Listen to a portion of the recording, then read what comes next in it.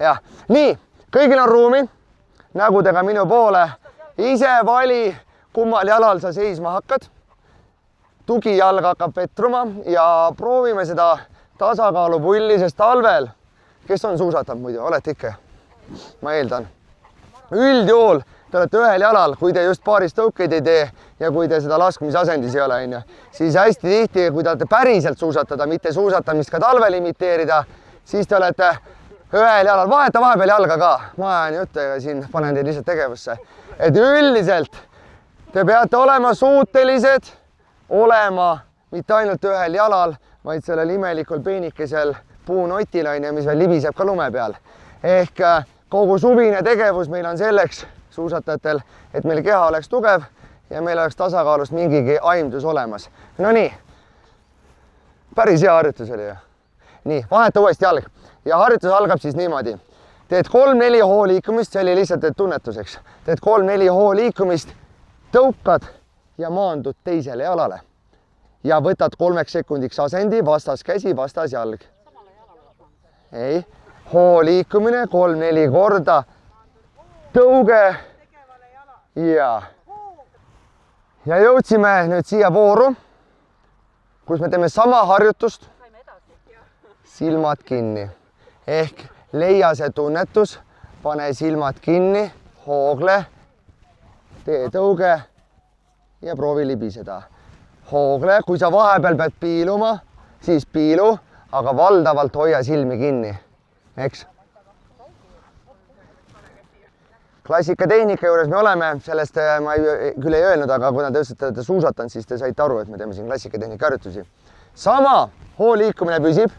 Nüüd tõukel sa tõukad, aga maandud samale jalale. Hopp! Ehk see tagumine jalg lööb nagu jalgpalli, aga tugijalg ei muutu. Hopp! Ja maandudes hoog liikumine edasi.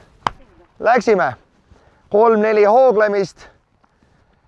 Anna see vaba jala hoog, las ta läheb sinu siit läbi ja löö sinna ettepoole, aga maandu samale tugijalale. Ja maandudes proovi kohe hoo liikumist jätkata. Hopp! Ja liigugi ühe jala abil nüüd selle tugijalal lõpuni välja. Hopp! 2, 3, hopp! 2, 2, 3, hopp!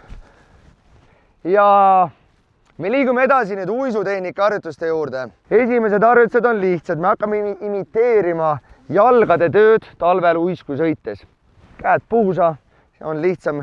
Seisad ühel jalal, täistallalt diagonaalhüppe teisele, püsi ühel jalal ja tule täistallalt tõukega hopp. Ja pärast tõuget too vaba jalg tugijala kõrvale, hoia 1-2 sekundit tasakaalu ja liigu edasi. Läbi kerge vedru tugijalg, vedrutab, tuleb tõuge, ei pea tugev tõuge üldsegi olema. Võtame kätetöö ka juurde. Järgmises harjutuses kõik muu jääb samaks, jalgade töö, aga võtame käte liikumise. Hüpet alustame käed ees, käed imiteerivad siis kepitõuget. Hüppe ajal viid käed taha ja siis tood rahulikult ühel jalal olles nad ette tagasi. Hopp, kohe ette tagasi. Tempo varianti paaris tõukelist, ühe sammulist sõiduviisi imiteerime. Tõukad taha, koha peal seistes tood rahulikult ette. Hopp, rahulikult ette. Iga hüpet alustad käte viimisega taha. Hüpe imiteerib. Nii, kui te nüüd vaatate minu poole, ma liigun küll tagurpidi, aga siis ma näen teid, mis te teete. Käed võiks olla õlgade laiuselt, et meil on siin selliseid asju ka. Hoia õlgade laiuselt ja las nad liiguvad alati suunaga ette taha. Ja hopp.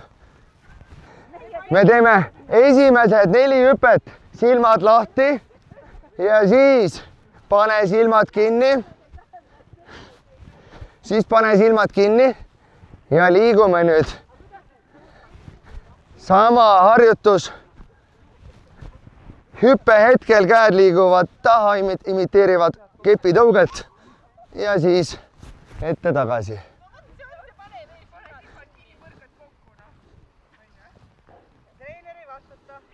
Lisanüanss, mis me teeme. hüppad. Ennem sa teed lihtsalt käed ette, nüüd tood käed ette kergitushüppel.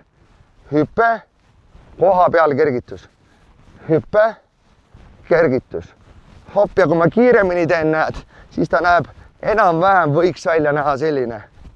Hopp, hopp, hopp, hopp, hopp, hopp.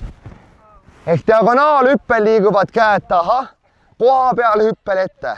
Diagonaalis taha, koha peal ette. Tule hästi rahulikult aegluubis, mõtle läbi ja siis, kui hakkab rütm tulema, siis saad seda tempot juurde panna. Nii, teeme viimase harjutuse sellest. Silmad kinni.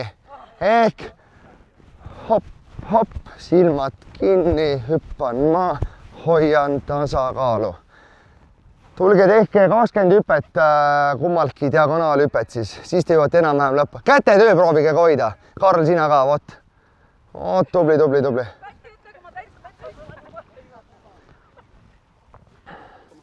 Imitatsiooniks kutsume, suusa imitatsioon. Ehk me imiteerime talvist liikumist. Kepid on, suuski pole. Seda saab, tõusul on kõige mõistlikum teha. Esimeses voorus me teeme klassika sammu, proovime imiteerida.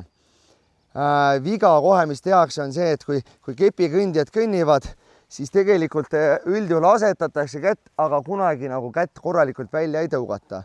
Suusa imitatsioonis me seda teeme. Ehk siis eesmärk, mida me püüame saada, on, et jala ja vastaskäe tõuge lõpeks samal ajahetkel. Selleks tuleb kepid, teravikud võrdlemisi kaugele taha asetseda, muidu me peame liiga pika sammu tegema. Välja näeb, näed selline. Hopp, jalg tõukab, vastaskäe, käsi lõpetab ka tõuke. Hopp, hopp, hopp, hopp. Kepi teravikud on päris kaugel kanna taga, sest kui te liiga ette toote, siis te peate minema juba hüppama, et te saaksite kepi välja. Kellel on suusakepid, proovivad. Vastas käsi, vastas jalg.